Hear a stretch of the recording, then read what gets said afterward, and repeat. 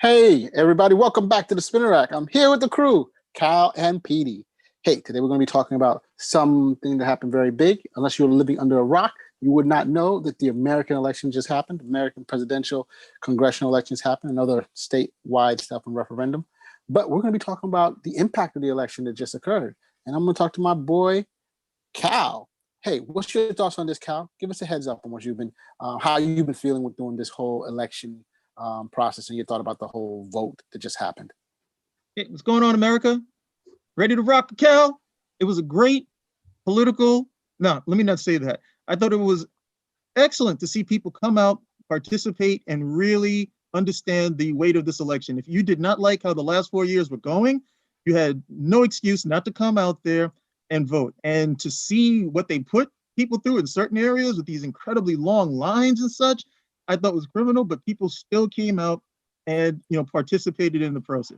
And vice versa. If you were someone who says, hey, I thought the last 4 years went swimmingly, there was no reason for you not to come out there, make your vote, make your vote known, make your voice heard, as that cliche goes. Yeah, what about you, P?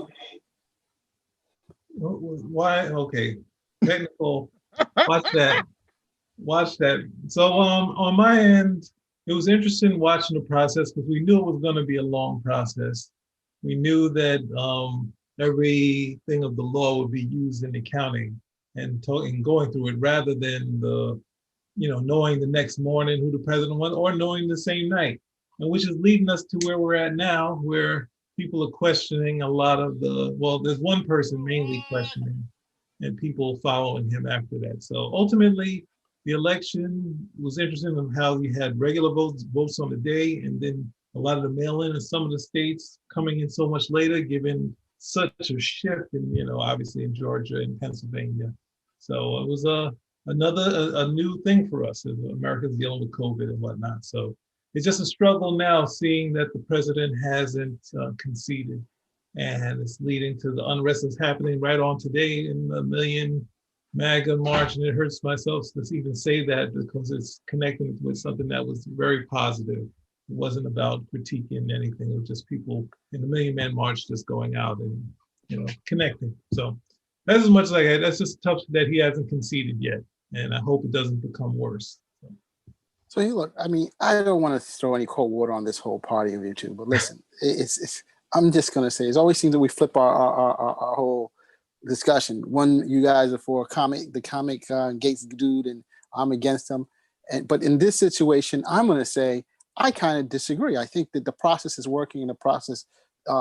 If they have to count, they count. It's not a big deal. It's not going to be anything that's happening. The vice president himself, the president-elect himself, it's not a big deal. They know this rodeo. He has experienced people. Does it make it easier? Is it ideal? It's not ideal, and 100%.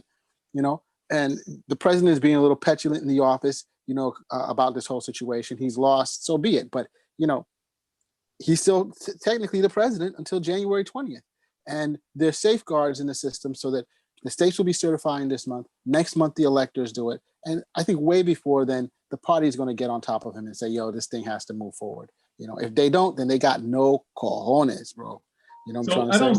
I would say you disagree with me saying that this is the problem when he's not conceding. That's what I just want to make sure. You started with that, and you just started talking about a bunch of things. I just want to know, you like to disagree as your intro.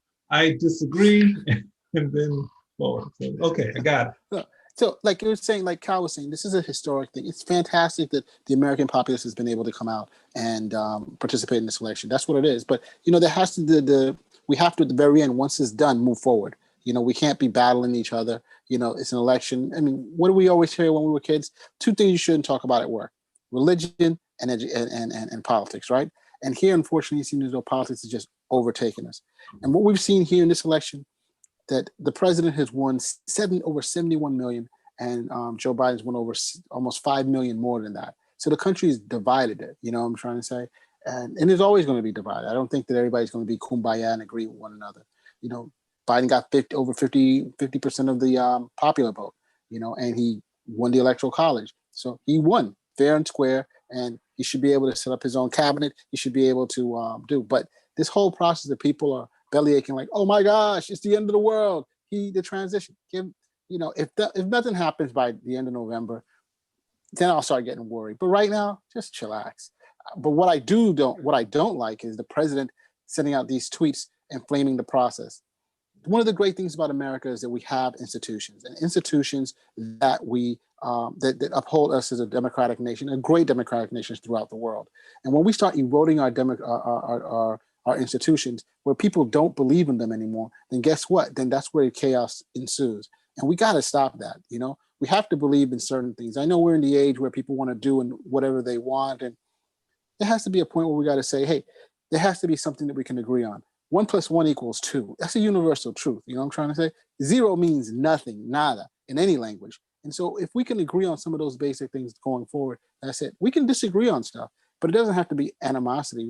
Ruth Bader Ginsburg, the Supreme Court justice, the bastion of the liberal left, was friends with Antonin Scalia, who was the bastion of the conservative right. So the point that those two guys who are politically different could come together, and I think one of their loves was opera, we can do the same thing too. Let's give Biden a chance. Let's see what happens. The same thing when Trump came. Give Trump a chance. He won. He was able to get his people out, and let's see what rocks. That's all I'm saying. You know what I'm trying to say? So I'm going to pass it on to my boy Cal for final words. Sure. What exactly you said there? Before we go, we have to say, before we give it to Cal, we have to say that's Mars's speech for being president, and the next line is, "As your king." No. I pass it back off to Cal. Yeah, I'm not exactly sure what that was over there. I'm really not. The bottom line is, hey, if there was anyone else besides Donald Trump who had lost this election and was acting like this, nobody would tolerate it. Nobody would stand for it. Nobody would say, give him time, or let's see what the end of the month looks like. But Donald Trump has taken up so much real estate in so many people's minds, and not for the last 4 years. This is going back to like 2012 when he became the leader of the birther movement. So now, but you pay for that.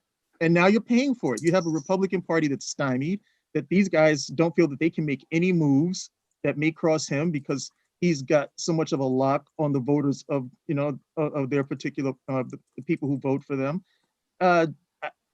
Yes, you need to move forward, but I just don't agree with the fact that, okay, I'm going to come over here and throw a snit.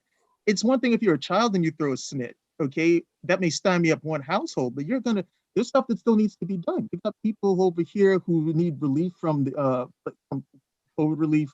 You need businesses who need help, and nothing is happening on his part. I'm just going to go over here. I'm going to go play some golf. I'm going to ride my motorcade through my own followers, and that's going to be pretty much the end of it. It's being an adult doesn't mean, okay, I'm going to wait a couple of weeks and then being an adult, especially if you're not president of the United States. So in terms of the whole vote, I was happy to see that enough people came out and said, no, this is not the direction we want to go in any further. Because if it was, I would have been very surprised. However, it's no different than, I guess, when the three of us get together. It doesn't work if one person says, hey, you know what? I'm going to do whatever the hell I want to do. I'm going to talk over people, which may sound like a regular episode for people chiming in, but that's not necessarily what happened.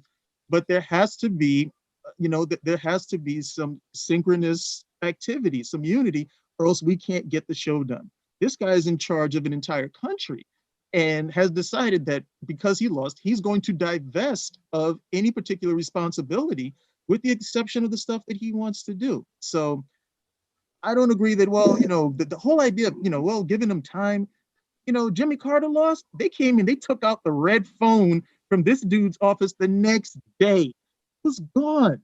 The same thing. Al Gore lost, end of story. And he had to go through like something that no one had ever had to go through before. Trump just lost a conventional election.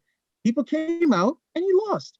There's nothing special about this. There's nothing special about him or special about this loss, but he has really absorbed so much time in the populace and people's minds that's where we are today. You lost, accept that you lost, try to be as much of a man or as gracious as you can about it, and allow the country to move on, if not yourself. So I got to respond to that because, look, I agree. Wait, I think before you say that, there's one thing we talked about. Remember we talked about Cal said about the Republican Party being stymied, and we talked about in far as Congress and the Senate, like the fact that they still held strong in there. So with this loss, this major loss in such a which a president we didn't expect to have. Can you bring up that topic just to talk about that? Then go into your other thing, Well, I Morris? mean, I don't think there's a big loss. I mean, when you look at it, the entire House, Republican House got reelected and they actually gained more seats. They haven't retaken the House. And the Senate, the very fact that you're going to have two Georgia Senate seats, while it'll be great for the Democrats to take control of it, it's very unlikely for them to get both of them. I mean, you're talking about something big must happen. So the reality, it looks as though McConnell will be running the Senate once again, and he can be just as obstructionist as he was during the Obama White House. Hell, he's being obstructionist with the president now when the president was trying to do a deal in terms of the Democrats for aid, and he was like, that money, that's way too much. I think they only agreed to like 500 billion. That's the max he was willing to go. Not $1 trillion the president wanted, and not $1.5 trillion that the Democrats I think wanted. So I mean, it's what's going to reassess is what's happened before. It's going to be divided government, something that's not unusual with the United States, and it happens quite often. And if you look into history, now in terms of I mean, did you expect Trump to do anything different? To be acting the way he has. Look at the way he's done over the last 4 years. I think that people are trying to say he should rise to the occasion. He didn't do it before. He's not going to do it now. And by you having that faith, I think you're just perpetuating the idea that, hey, everything's going to be perfect. It's not. All I'm saying is not approving of it. All I'm saying is that, hey, it doesn't destroy the system. The system has checks and balances in it to avoid this, and that can help this. Trump, I think, what's his name? Al Gore, that you said, I don't think he conceded till December 4th or something like that. So and Bush didn't get access to some of the stuff until then. He doesn't concede until December 4th because it's not over until then. It's over for this guy. They're talking about, well, these things got to be certified. That's not. When was the last time that anybody held up, this electoral process because they wanted to wait for certification? You'd be hard pressed to think of that. You may have to go back to like literally the 1800s for somebody who was that much of a sore loser. It's not about destroying the institution, but you can definitely weaken it to the part that it doesn't function as it's supposed to, and it's dysfunctional enough. And I get that, but the question is there being anything? The vice president himself said, hey, they can live without some of this stuff for a while, and yet everybody else is like, oh, it's the end of the world. No. If he's saying it, and some guy who's done it before, I think you're giving too much credence to whether or not Trump is holding this process up. Yes, he is, but it's not ending everything. Give it a little time. Is it the end of the world? No. Is it a bunch of doom and gloom? Okay, on some people's part, yes. Is it right? No. And that for me is the bottom line. It's not right. It's not okay. Well, we're going to suffer this because, well, you know what? It's not going to hurt you that much. So we're, just suffer it for the right now while this guy has a snit.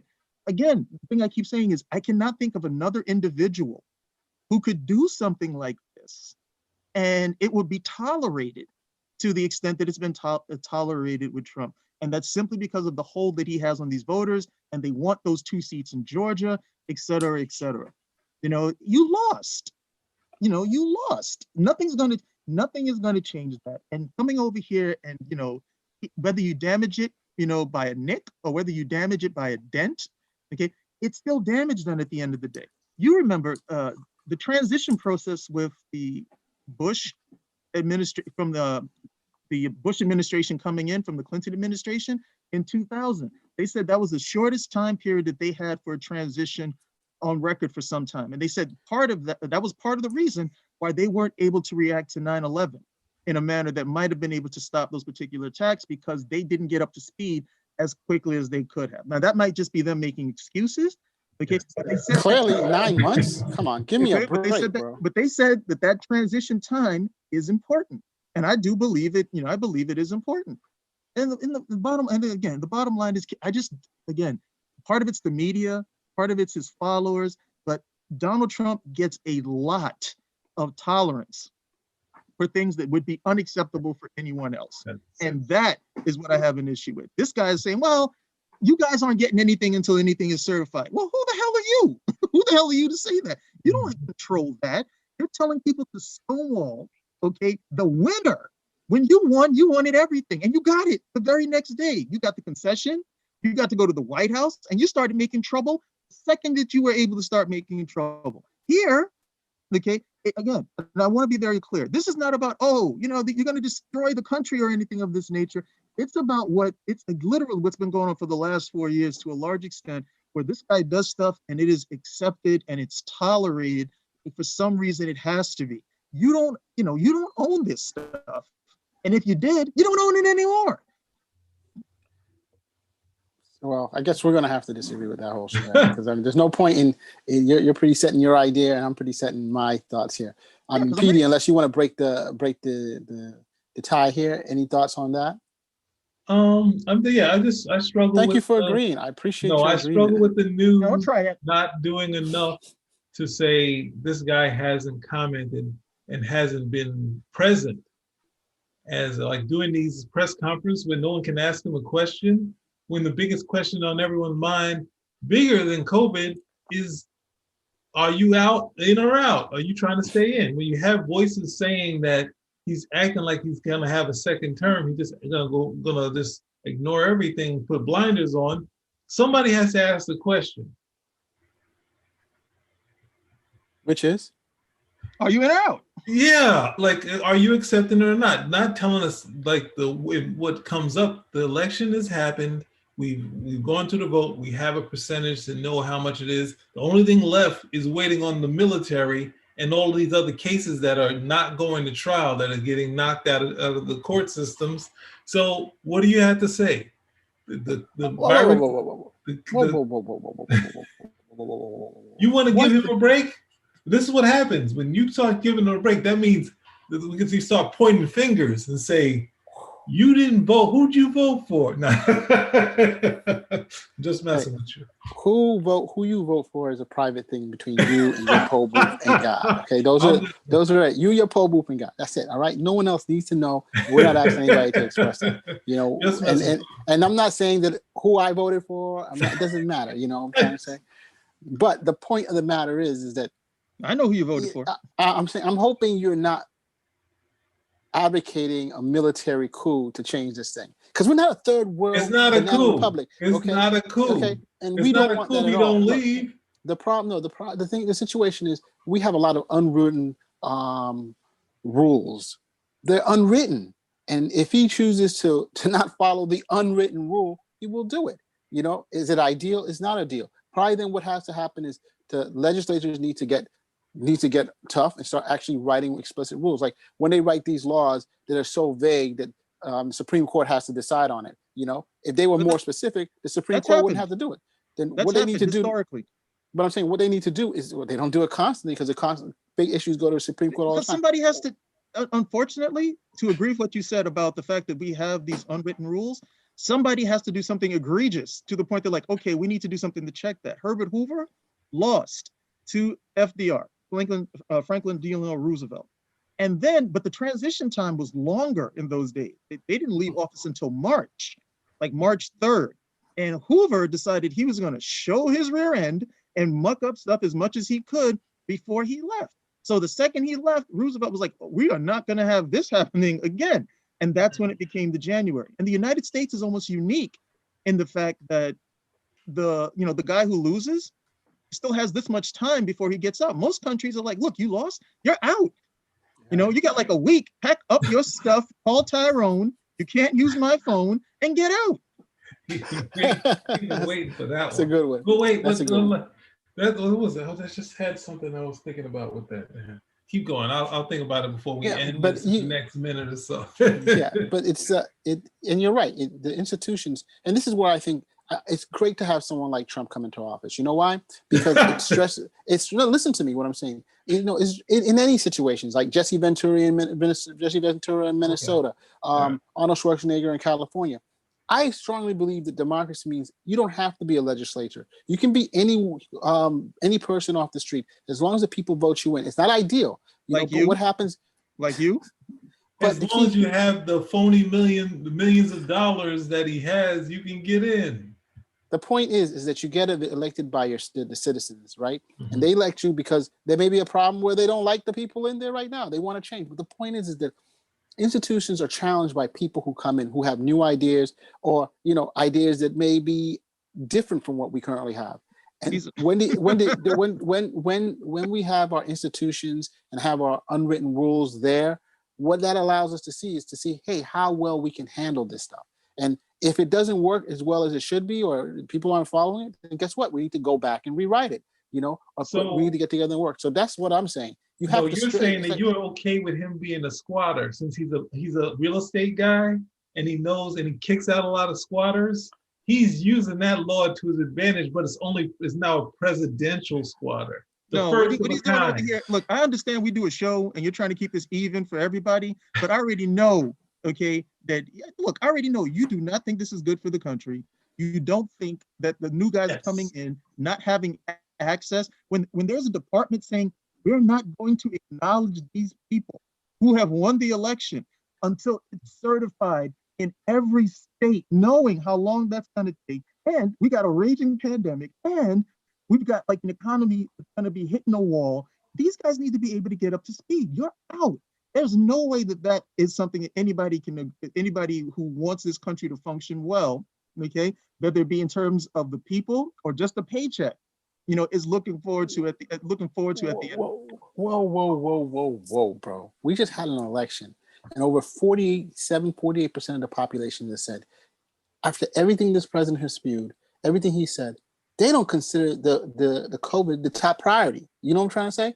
They don't want to be locked down. They don't want to have to be forced. This is freedom loving America, and so they feel they want to be able to do. And of course, many of those states that those people are in are now suffering some of the consequences with this new high rate of COVID, Yes. So I'm saying they saw this happening and they still voted for him. So I think that this extreme rhetoric where we say, oh, well, everything has to, no, it doesn't. It doesn't at all. Who's being extreme here, though? Nobody on this show. Okay, I'm not saying probably. I don't want to make it seem like extreme with the people like. Well, I'm not saying like you want to go fight with some extremists. Go down to Washington D.C. You can go fight with all the extremists that you like today. There's plenty of them out. But we got to stop calling them extremists, and we have to put our you hand. Said like that. Obama. No, I didn't say that. Like Obama said, you have to go out there and you got to reach across the aisle and help and work with them. Whatever. Now you're in full malarkey mode right over here. Full malarkey. Let's go to the end part. The possibility that I saw in the news today or last night, where they're talking about, will President Trump pardon himself to get out of any sort of legal thing? Is that even possible? Is that even possible? That's what they were questioning. Isn't that one of your things right over here to test how durable our institutions are? Well, you know what? There are no written rules, right? So why can't you pardon yourself? I'd love to see. I'm glad you said that. Yes, you know like what? Three Musketeers, Cardinal Richelieu stuff. The bearer of this letter is innocent of whatever they had to do because I said so. That type of nonsense. Right. Wow, so let him pardon himself. Let's see if that even holds up in any court. Even the Supreme Court will have to laugh. Even Alito will have to his say buddies. He'll be like, I put you guys here. Get me off, please. No, but anyway. So all right, let's close this one out. So once again, the team has agreed with me.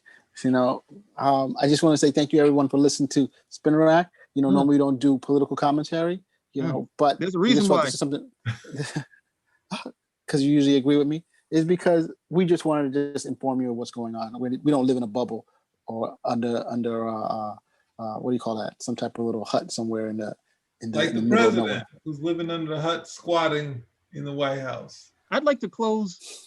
He's the president of the United States. At least if you don't respect the man, respect the office, okay? Whatever. I'd like to close with a well-known story. Long time ago, there was a guy, okay? He had too much to drink and people didn't want to listen to him. He was like, well, look, something bad's going to happen. They were like, whatever, you're drunk, get the hell out of here. Okay. And then signs were shown, one sign after another, that what he said was probably going to happen. People still didn't listen. And then it started happening. And when it started happening, it was too late for anything to be done. That man, his name was Noah. You remember him?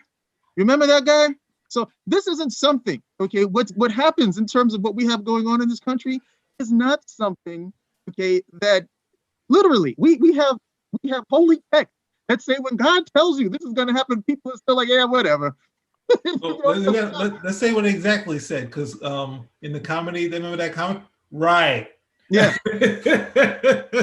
Now, the thing is, however, if 73, you literally have a situation where the majority of the people were like, hey, we don't care, okay? We don't believe this is going to happen during any flood. You got like a handful of people in a, what is it, in a parking lot full of animals, the only people who end up making it out. Just because a whole bunch of people come out for it doesn't mean that it's right, okay? It doesn't mean that they know what they're talking about just because they're voting for it. This goes to that thing, hey, if somebody's jumping off a building, would you jump off too? Well, obviously 73 million people would jump off the building with the other people jumping off. Doesn't That's make it totally right. unfair. That is totally Doesn't unfair. I make don't it think. right. Doesn't No, and make see, it correct. let me say, I got to cut into that because you see that's the problem. The characterization, and the demonization of the other side, and this goes for both sides. It's not cool. Okay, look, there are differences of opinion. You may not agree, but the key thing is that we can get together and try to work out these differences. Sometimes the way you're looking at something is not the way they're looking at it, and where their information, they're sourcing their information is different from yours. I'm not saying that your information is wrong or theirs. It's just that we need to try and see how we can work together. That's what I'm talking about. Okay, we can't leave just yet because the immortal Big Shaq wrote to us and said if the media didn't bash Trump every chance they got, maybe he would believe it. Maybe not him, okay? But on that, I do agree. When Trump got into office, these guys were after him from day one. You had all these protests, not my president. And I always said, look, give this guy time. Yes. Give him some time. He will reveal himself as a leader, as a president, with due time. And sure enough, on his own, because remember, his people were behind him. Sure enough, on his own, he showed the type of leadership that he was capable of and continues to show the type of leadership that he was capable of. So, yeah, the media definitely has to take, and I mean, that's MSNBC, Fox News, CNN, they all have to take one on the chin for that, because if these guys would be a little bit more straight and narrow about the reporting, and we're going to come over here and try to be a little bit more National Enquirer, yeah, I do think, people might, go for it a little bit more. But the bottom line is, look, it's not an insult to say a dead man is dead. And if you have taken, as one of my old college professors, great guy, he says, look, he's like, take a side. If you're right, hey, you were right. Pat yourself on the back, try to keep doing that. If you're wrong, you can always switch to the correct side. It's not this thing you're wrong forever. You can always switch to the correct side. But to continue on, okay, in that wrongness, simply because, it's pride or what have you, it's not going to help you. And in a situation where other people are involved, it's not going to help them either. And it's not demonization to say, look, in this situation, you are on the wrong side of this. Okay. And I'm telling you this because I need you to be on the right side so we can get out of it. Not me. Okay. This isn't like I've got the only raft and you want to sit over there and wait. I need you on this raft, okay, pushing off with me so we can actually get to safety. That's what I think a lot of people have misunderstood. And because you come out and look to win by division, it becomes that much harder. What's going on in this country right now, we have to win this. It's not, right, it's not us and them. We have to win this. And if people don't make the admission, okay, yes, maybe I was on the wrong position, on the wrong side about some of this, if not all of this, so we can get to where we need to be. We may get there, but it's going to be such a hard road and such a hard slog. And a lot of people are going to end up suffering for it. And for what? For the most minute things at the end of the day. When you look back on this 10, 15 years later, they're going to say, well, we had to go through all of that just because people didn't want to do this. Nobody will believe it. Right, but you got a lot of good points there. I'm not disagreeing with you. I'm with you on several of them. Here we go. But Agreement. I got to throw no. But I gotta throw some stuff. I think that there isn't necessarily in politics. There's not always necessarily a winning side. I mean, it's not necessarily one side is right, one side is wrong. Sometimes it's just a point of view, and sometimes you got to get to the middle. And how do we get things done is compromise. And sometimes you got to say, all right, you know what, this is what we have to do, and we'll give you some of this for us to work. All right, that's one. Two, the Trump thing. The media helped make Trump. Trump was a personality, and they made him. They bigged him up. He got, I think someone calculated that he got $1 billion worth of free media. The Republicans, when he were in the primary, were complaining about that. He got so much free media, he didn't have to put any money out compared to them. I think that at one time, Jeb Bush had $133 million, the most money ever raised. And the amount of media coverage that was given to Trump just totally blew that out. And so they're like, hey, that doesn't seem fair. But the media has made the Democratic, I don't want to say the liberal media and conservative have made millions, billions. I personally think Trump should go to them and each of them should write him a check of 10% of all the advertising revenue they've gotten based on what he's been able to generate. Because they like that. They like the controversy. They like that he riles people up. He likes that he has his base and his base comes back and forth. That's all they talk about. All right.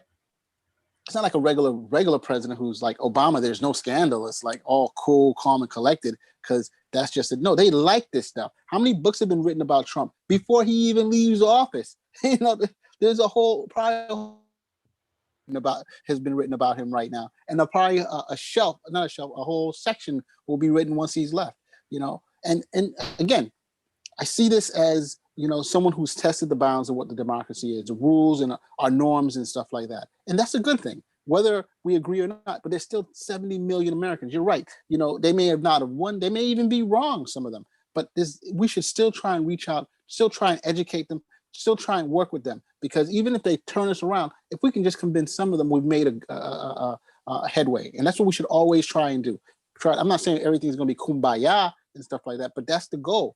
That's the whole purpose. Because if we can't work together, then we're just going to take a look at the world around us where people are fighting and countries are being dissolved and people are us against them. This is exactly, and I'm going to tell you what it is. This is exactly what Russia wants from us. You know, this is what the enemies of America want. They want us to be fighting amongst each other, because when we're fighting, we're not looking at them and seeing what they're doing and holding them to the fire.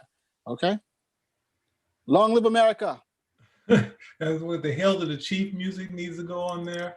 And I want to go back to what Cal said. You're referencing the dead man you're referencing would be the analogy to Trump. So Trump's the dead man now. Let's get out of here, guys. We did it. Okay. Well, thank you, everybody. Appreciate your chat. Biggie Shack, Mortal Biggie Shack, thumbs up. Spinner Rack, if you like what we're talking about, please comment, subscribe. You know, we'll do more of this if this is what you're interested in. If not, we'll be going back to our comics, okay? Yes. And comic book culture. Spinner Rack? Out.